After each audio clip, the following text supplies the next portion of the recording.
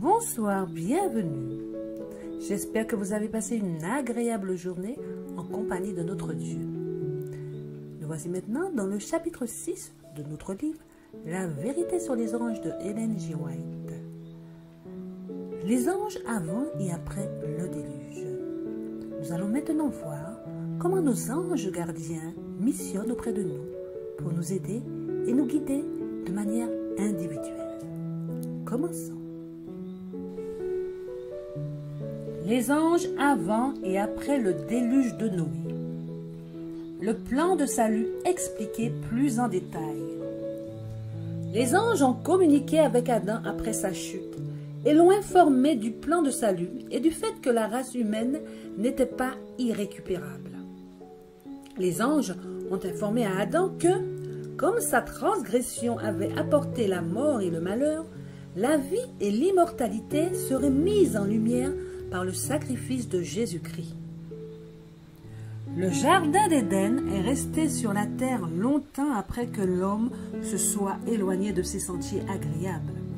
La race déchue fut longtemps autorisée à contempler le foyer de l'innocence, son entrée n'étant barrée que par les anges veilleurs. Le scepticisme ne pouvait nier l'existence de l'Éden alors qu'il se trouvait juste en vue, son entrée étant barrée par des anges veilleurs. L'ordre de la création, l'objet du jardin, l'histoire de ces deux arbres si étroitement liés à la destinée de l'homme étaient des faits incontestables, et l'existence et l'autorité suprême de Dieu, l'obligation de se soumettre à sa loi, étaient des vérités que les hommes étaient lents à remettre en question tant qu'Adam était parmi eux. Caïn et Abel avaient été instruits des dispositions prises pour le salut de la race humaine. Ils étaient tenus d'appliquer un système d'humble obéissance, montrant leur respect pour Dieu, leur foi et leur dépendance à l'égard du Rédempteur promis, en égorgeant les premiers-nés du troupeau et en les présentant solennellement avec leur sang comme un holocauste à Dieu. Caïn n'a pas voulu suivre strictement le plan d'obéissance, se procurer un agneau et l'offrir avec les fruits du sol. Il s'est contenté de prendre du fruit du sol et a ignoré l'exigence de Dieu. Adoration à la porte gardée par des chérubins. À la porte du paradis gardée par des chérubins, la gloire du Seigneur en a été révélée. Et c'est là que sont venus les premiers adorateurs. C'est là que Caïn et Abel avaient apporté leur sacrifice et que Dieu avait daigné communiquer avec eux. Abel a conseillé à son frère de ne pas se présenter devant le Seigneur sans le sang du sacrifice. Caïn, l'aîné, n'a pas voulu écouter son frère. Abel apporta des premiers-nés de son troupeau et de la graisse comme Dieu l'avait ordonné. Il présenta son offrande en toute confiance dans le Messie à venir et avec une humble révérence. Dieu eut égard à son offrande. Une lumière jaillit du ciel et consume l'offrande d'Abel. Caïn ne voit aucune manifestation de l'acceptation de son offrande. Il est en colère contre le Seigneur et contre son frère. Dieu, condescend, a envoyé un ange à Caïn pour converser avec lui. L'ange s'enquiert auprès de lui de la raison de sa colère et l'informe que s'il agit bien et suit les directives que Dieu lui a données, il l'acceptera et respectera son offrande. Mais s'il ne se soumet pas humblement aux dispositions de Dieu, s'il ne croit pas en lui et ne lui obéit pas, il ne pourra pas accepter son offrande. L'ange dit à Caïn qu'il n'y a pas eu d'injustice de la part de Dieu ni de partialité à l'égard d'Abel, mais que c'est à cause de son propre péché et de sa désobéissance à l'ordre exprès de Dieu qu'il n'a pas pu respecter son offrande et que s'il faisait bien, il serait accepté par Dieu. Mais même après avoir été ainsi fidèlement instruit, Caïn ne s'est pas repenti. Dans sa jalousie et sa haine, il se dispute avec Abel et lui fait des reproches. Tandis qu'Abel justifie le plan de Dieu, Caïn devient furieux et sa colère s'accroît et s'enflamme contre Abel jusqu'à ce que, dans sa fureur, il le tue. Adam et les anges ont instruit les antidiluviens. Les avantages dont bénéficiaient les hommes de cette époque, avant le déluge, pour acquérir la connaissance de Dieu à travers ses œuvres, n'ont jamais été égalés depuis. Et loin d'être une ère de ténèbres religieuses, ce fut un âge de grande lumière. Le monde entier avait l'occasion de recevoir l'instruction d'Adam, et ceux qui craignaient le Seigneur avaient aussi le Christ et les anges pour maîtres. Les hommes vivaient près de 1000 années en ces jours-là, et les anges les visitaient en leur donnant les instructions directement du Christ. Enoch.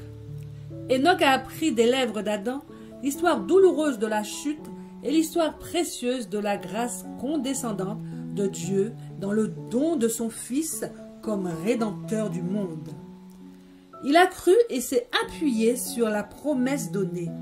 Enoch était un saint homme. Il a servi Dieu avec un cœur sincère. Il s'est rendu compte des corruptions de la famille humaine, s'est séparé des descendants de Caïn et les a réprimandés pour leur grande méchanceté.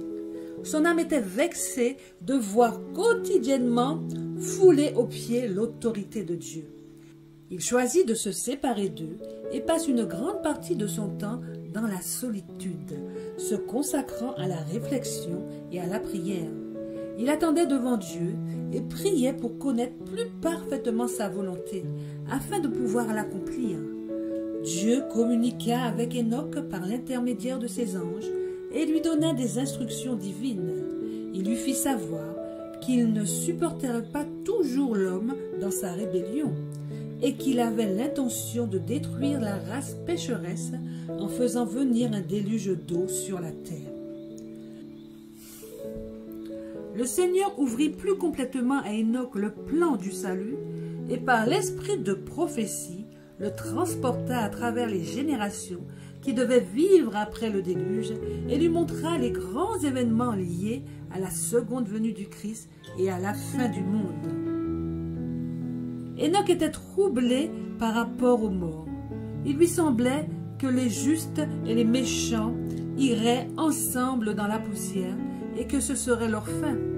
Il ne voyait pas la vie des justes au-delà de la tombe. Dans une vision prophétique, il fut instruit au sujet du Fils de Dieu, qui devait mourir en sacrifice pour l'homme, et on lui montra la venue du Christ sur les nuées du ciel, accompagné de l'armée angélique pour donner la vie aux justes morts et les racheter de leur tombe.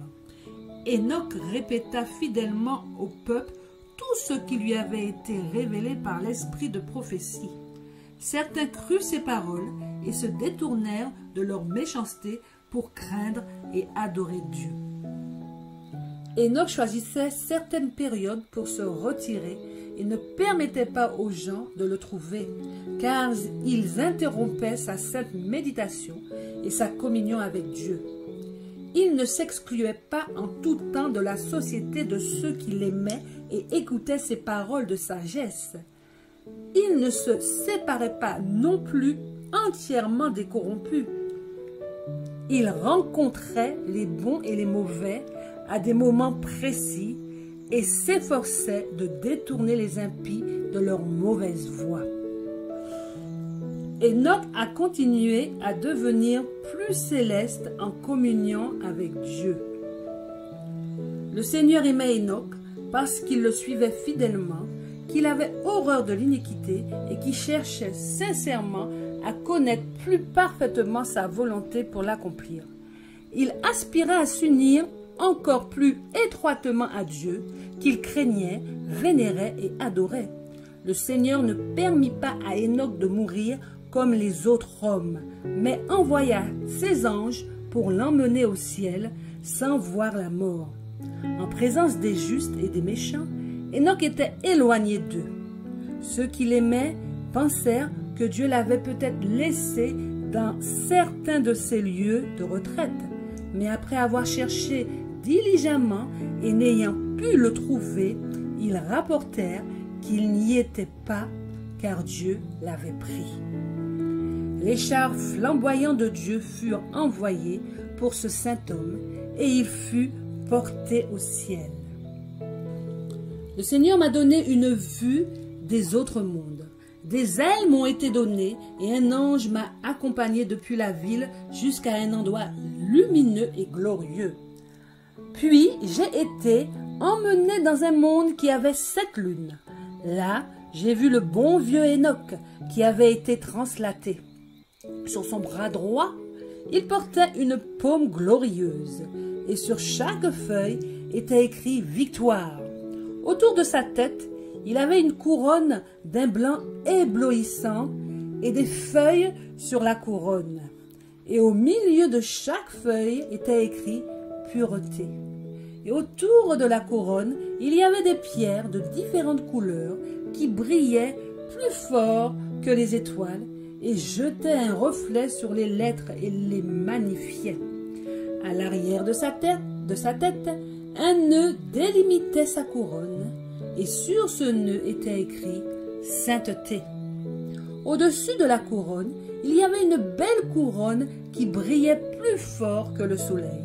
Je lui demandai si c'était l'endroit où il avait été enlevé de la terre. Il répondit « Ce n'est pas le cas. La ville est ma maison. Je suis venu visiter ce lieu. » Enoch représente ceux qui resteront sur la terre et seront transférés au ciel sans voir la mort. Il représente la compagnie qui doit vivre au milieu des périls des derniers jours et résister à toute corruption, la bassesse, le péché et l'iniquité, tout en restant indemne de tout cela. Nous pouvons nous tenir debout comme Enoch. Des dispositions ont été prises pour nous. Les anges de Dieu qui excellent en force sont envoyés pour servir ceux qui seront les héritiers du salut. Ces anges, lorsqu'ils verront que nous faisons tout notre possible pour vaincre, feront leur part, et leur lumière brillera autour de nous et fera reculer l'influence des mauvais anges qui nous entourent, et fera de nous une fortification comme un mur de feu. Noé. Ceux qui ont vécu au jour de Noé et d'Abraham ressemblaient davantage aux anges par leur forme, leur beauté et leur force. Mais chaque génération s'est affaiblie. Plus de 100 ans avant le déluge, le Seigneur envoya un ange au fidèle Noé pour lui faire savoir qu'il n'aurait plus de pitié pour la race corrompue. Mais il ne voulait pas qu'ils ignorent son dessein. Il allait instruire Noé et faire de lui un prédicateur fidèle pour avertir le monde de sa destruction prochaine, afin que les habitants de la terre soient laissés sans excuse. Des anges furent envoyés pour rassembler dans les forêts et les champs les animaux que Dieu avait créés. Les anges précédèrent ces animaux et ils suivirent 2 par 2, mâles et femelles. Tout était maintenant prêt pour la fermeture de l'arche qui ne pouvait être faite par Noé de l'intérieur. La multitude moqueuse voit un ange descendre du ciel, vêtu d'un éclat semblable à celui de la foudre. Il ferme l'énorme porte extérieure, puis reprend sa course vers le ciel. L'arrivée du déluge. Malgré l'exposition solennelle à laquelle les antédiluviens avaient assisté de la puissance de Dieu, l'événement contre nature des bêtes quittant les forêts et les champs pour entrer dans l'arche, et l'ange de Dieu vêtu de lumière et terrible en majesté descendant du ciel et fermant la porte, ils durcirent leur cœur et continuèrent à se réjouir et à s'amuser des manifestations de la puissance divine. Mais le 8e jour, les cieux s'obscurcirent. La pluie descendit des nuages au-dessus d'eux. C'était quelque chose dont ils n'avaient jamais été témoins. La tempête s'est intensifiée, jusqu'à ce que l'eau semble descendre du ciel comme de puissantes cataractes. Des jets d'eau jaillissaient de la terre avec une force indescriptible, projetant des rochers massifs à des centaines de mètres dans les airs, puis ils s'enfonçaient profondément dans la terre.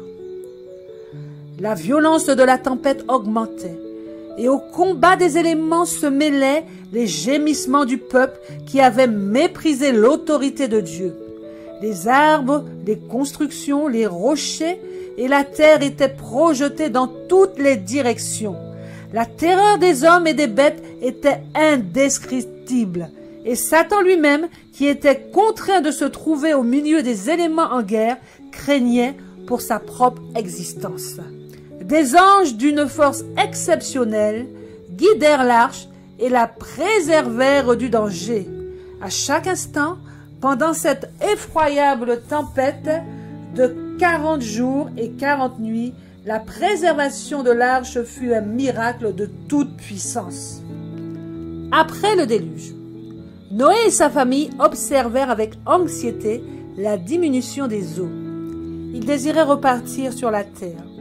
Il envoya un corbeau qui vola de part et d'autre de l'arche. N'ayant pas reçu les informations qu'il désirait, il envoya une colombe qui, ne trouvant pas de repos, retourna à l'arche. Au bout de 7 jours, la colombe fut de nouveau envoyée, et lorsqu'elle vit la feuille d'olivier dans sa bouche, la famille de 8 personnes, enfermées depuis si longtemps de l'arche, se réjouit. De nouveau, un ange descend et ouvre la porte de l'arche. Noé pouvait enlever le couvercle, mais il ne pouvait pas ouvrir la porte que Dieu avait fermée. Dieu parle à Noé par l'intermédiaire de l'ange qui a ouvert la porte, et il ordonne à la famille de Noé de sortir de l'arche et d'amener avec elle tout être vivant. Après que Noé fut sorti de l'arche, il regarda les bêtes puissantes et féroces qu'il avait sorties de l'arche, puis sa famille, qui comptait 8 personnes. Et il eut très peur d'être détruit par les bêtes. Mais le Seigneur envoya son ange pour dire à Noé: « Ta crainte et ton effroi seront au-dessus de tous les animaux de la terre, au-dessus de tous les oiseaux du ciel, au-dessus de tout ce qui meut sur la terre et sur tous les poissons de la mer. Ils seront livrés entre tes mains. Tout ce qui se meut et qui vit vous servira de nourriture. Je vous ai tout donné comme l'herbe verte. » Les bâtisseurs de Babel. Certains des descendants de Noé ont bientôt commencé à apostasier. Certains ne croyaient pas en l'existence de Dieu. D'autres croyaient en l'existence de Dieu. Ceux qui étaient ennemis de Dieu se sentaient quotidiennement réprimandés par la conversation juste et la vie pieuse de ceux qui aimaient, obéissaient et exaltaient Dieu. Les incrédules se consultèrent entre eux et convinrent de se séparer des fidèles. Ils s'éloignèrent d'eux et choisirent une grande plaine pour y habiter. Ils construisirent une ville, puis eurent l'idée de bâtir une grande tour qui s'élèverait jusqu'aux nuages, afin qu'ils ne soient plus dispersés. Ils construiront leur tour à une hauteur bien plus haute que celle des eaux du déluge, et ils seront comme des dieux et domineront le peuple. Ils s'élevèrent contre Dieu, mais il ne leur permit pas d'achever leur œuvre. Ils avaient construit leur tour à une hauteur élevée, lorsque le Seigneur envoya 2 anges pour les confondre dans leur travail. Les anges confondirent leur langage. Après cela, il n'y eut plus d'harmonie dans leur travail. Fâchés l'un contre l'autre, incapables de s'expliquer les malentendus et les paroles étranges qu'ils prononçaient, ils quittèrent leur travail, se séparèrent les uns des autres et se dispersèrent sur la terre. Jusqu'à cette époque, les hommes n'avaient parlé qu'une seule langue. Des éclairs venus du ciel, en signe de la colère de Dieu, brisèrent le sommet de leur tour et la jetèrent par terre. Amen. Ainsi s'achève le chapitre 6 de notre livre. Je n'ai plus qu'à vous souhaiter une excellente nuit sous le regard de Dieu. Pensez à prier, à réclamer vos anges. Que Dieu vous garde, vous bénisse. N'oubliez pas de liker, de vous abonner. À très bientôt. Si Dieu veut, soyez bénis.